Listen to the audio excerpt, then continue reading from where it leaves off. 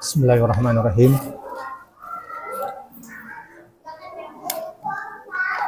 Bismillahirrahmanirrahim. Assalamualaikum warahmatullahi wabarakatuh. Innal hamdalillah nahmaduhu wa nasta'inuhu wa nastaghfiruh wa na'udzu billahi min shururi anfusina wa sayyiati a'malina may yahdihillahu fala mudilla lahu wa may yudlil fala hadiya lahu. Asyhadu an la ilaha illallah wahdahu la syarika lah wa asyhadu anna Muhammadan abduhu wa rasuluhu la nabiyya ba'dah. Allahumma shalli wa sallim wa barik ala sayyidina Muhammadin wa ala alihi wa sahbihi ajma'in, amma ba'd. Hadirin Bapak Ibu yang dimuliakan Allah Subhanahu wa taala. Apa yang membedakan antara seorang soleh dengan yang fajir? Jadi orang fajir ini adalah orang yang bersahabat dengan dosa. Itu dalam Al-Quran disebut sebagai fajir. Nah, kata Nabi, yang membedakan antara orang soleh dengan orang fajir adalah kalau orang soleh melihat dosa itu seperti dia berada di depan sebuah gunung yang seolah-olah gunung itu mau melimpahnya. Nah, berbeda dengan orang yang fajir, orang yang bersahabat dengan dosa. Kalau orang yang fajir itu melihat dosa itu seperti lalat yang lewat di depan hidungnya dan dia menganggap biasa saja. Jadi kalau dilihat dari sisi bagaimana reaksi terhadap dosa, maka terjadi perbedaan. Kalau orang soleh, dia melakukan dosa sekecil apapun, itu terasa seperti besar dosanya. Tapi sebaliknya, orang yang fajir melakukan dosa sebesar apapun, dia terasa dosa itu kecil, biasa saja. Nah, ini bisa dilihat dengan tingkah laku kita sehari-hari. Meninggalkan sholat itu adalah salah satu dosa besar. Bahkan dalam kitab Al-Kabair, kitab kumpulan dosa-dosa besar, meninggalkan sholat itu urutan yang keempat dari 40 dosa yang dicatat sebagai dosa besar. Maka meninggalkan sholat itu adalah dosa yang keempat, yang paling besar. Setelah syirik, membunuh, berzina, dan sholat, meninggalkan sholat. Jadi kalau apakah kita termasuk orang soleh atau orang fajir, bisa dilihat ketika kita meninggalkan sholat biasa saja atau merasa bersalah. Kalau biasa saja, bisa jadi kita sudah masuk kategori fajir, orang yang bersahabat dengan dosa, sudah biasa melakukan dosa. Kalau orang yang soleh melakukan dosa kecil aja, bisa jadi malamnya nggak bisa tidur. Misalkan ketika diamanahi untuk memberi sebuah produk, sebuah barang. Anggap saja nilainya 200.000, maka karena dia butuh uang pada waktu itu, THR belum cair, kebutuhan untuk membeli baju lebaran sudah ada, akhirnya dia naikkan harganya menjadi 300.000. Itu pertama kali dia melakukan kecurangan seperti itu. Maka apa yang terjadi? Malamnya itu nggak akan bisa tidur, dia merasa bersalah, menyesal, dan lain sebagainya. Kenapa? Karena dia orang soleh. Karena hatinya bersih, tidak terbiasa dengan kotor, sehingga setiap melakukan kekotoran akan terasa kalau dia sudah melakukan dosa. Nah, itu adalah soleh. Maka beruntung dan selamat bagi Anda setiap melakukan dosa, setiap melakukan kesalahan, lalu kita merasa sangat bersalah. Ini tanda-tanda kita adalah orang baik. Tapi kalau kita setiap melakukan kesalahan, melakukan dosa biasa-biasa saja, pertanda kita itu kategorinya sebagai fajir, orang yang sudah terbiasa melakukan dosa. Makanya kalau kita tadabburi, ya, hampir semua pahala puasa yang Allah berikan kepada kita adalah pengampunan dosa. Ini kata Nabi dalam Bukhari Muslim, man shoma Ramadhana imanan wa ihtisaban ghufira lahu. Barang siapa yang melaksanakan puasa landasan iman dan berharap kepada Allah, maka pahalanya adalah diampuni dosa.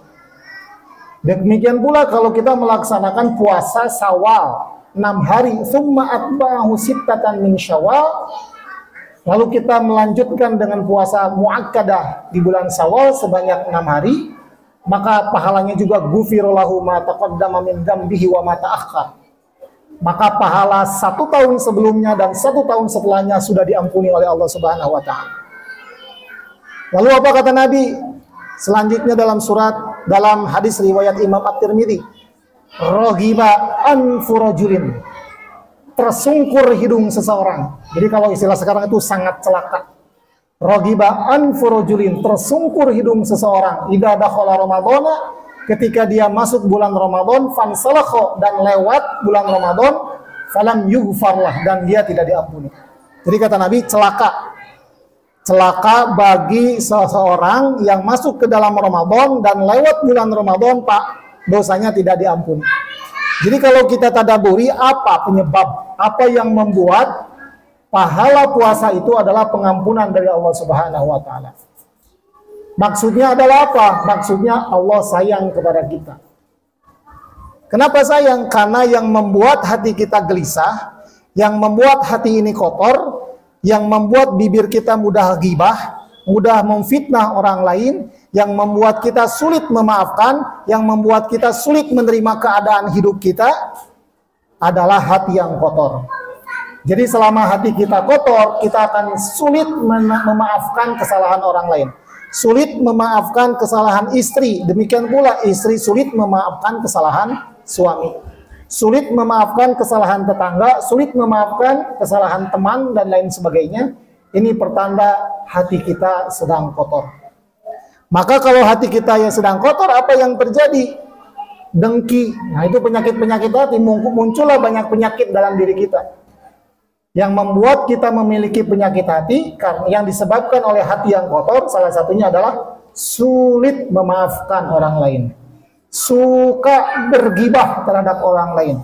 Jadi lamun ngomongkeun batu teh gampang, seperti membaca berita lancar. Ghibah, ngomongin orang, memfitnah orang lain.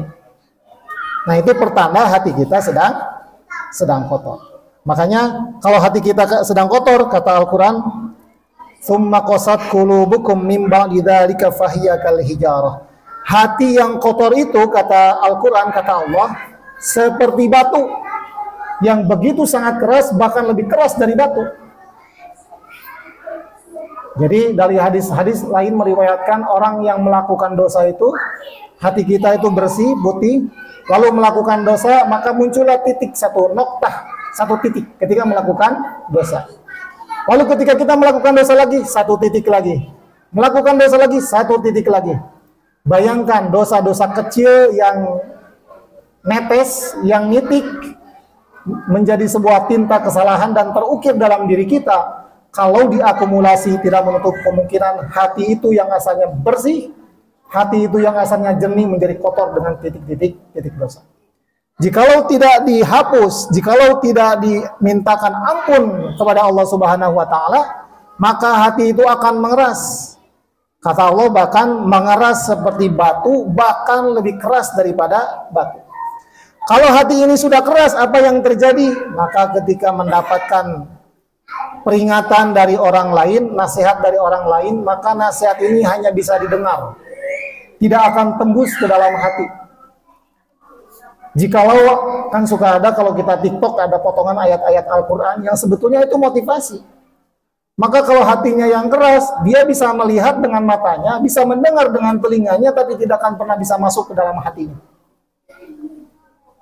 Jadi menerima kebaikan, nasihat sebaik apapun dan oleh siapapun, lewat begitu saja. Kenapa? Hatinya sudah tertutup. Khatamallahu ala qulubihim wa ala sam'ihim wa ala absarihim. Allah sudah menutup hatinya, menutup matanya, menutup telinganya, sehingga tidak mudah mendapatkan hidayah. Makanya bulan Ramadan ini jadikan kesempatan bagi kita untuk menghapus dosa kita, untuk meminta ampunan kepada Allah Subhanahu wa taala. Makanya Sayyidah Aisyah ketika bertanya kepada Rasulullah, "Ya Rasulullah, wahai Rasulullah, jikalau hari ini adalah malam Lailatul Qadar, apa yang harus aku panjatkan kepada Allah?" Apa kata Nabi? "Quli," katakanlah atau berdoalah kamu wahai Aisyah, "Allahumma innaka afuwwun karim tuhibbul afwa fa'fu anni. Ya Allah, Engkau adalah Dat yang maha mengampuni atas segala dosa kami, maka ampunilah dosa kami.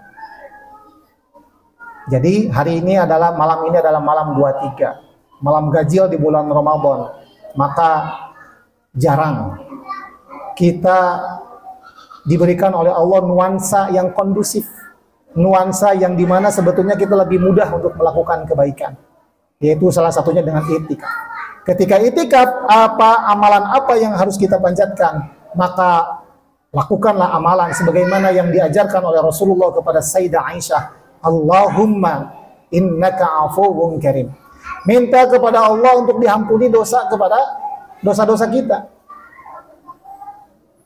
Karena semakin kita tidak merasa banyak dosa, itu menunjukkan kalau kita sedang banyak dosa. Saya perasaan dosa apa ya? Korupsi tidak pernah, nyopet tidak pernah, nyolong tidak pernah, berzina tidak pernah. Kayaknya saya mah tidak punya dosa. Nah, ketika kita memiliki perasaan tidak memiliki dosa, maka saat itulah sebetulnya kita sedang banyak-banyaknya dosa. Karena kata Nabi tadi, hadis yang diriwayatkan oleh Imam Tirmidzi di atas, salah satu orang yang soleh adalah ketika dia melakukan dosa sekecil apapun, dia merasakan seolah-olah telah melakukan sebuah dosa sebesar gunung, yang suatu saat gunung itu akan menimpa kepada kita. Hadirin yang dimuliakan Allah Subhanahu wa taala, semoga kita diberikan kemampuan untuk bisa bertaubat dan meminta ampun kepada Allah dan memaksimalkan malam-malam terakhir di bulan Ramadan dengan iktikaf dan munajat kepada Allah Subhanahu wa taala. Semoga bermanfaat. Aqulu qouli hadza astaghfirullah li wa lakum. Assalamualaikum warahmatullahi wabarakatuh.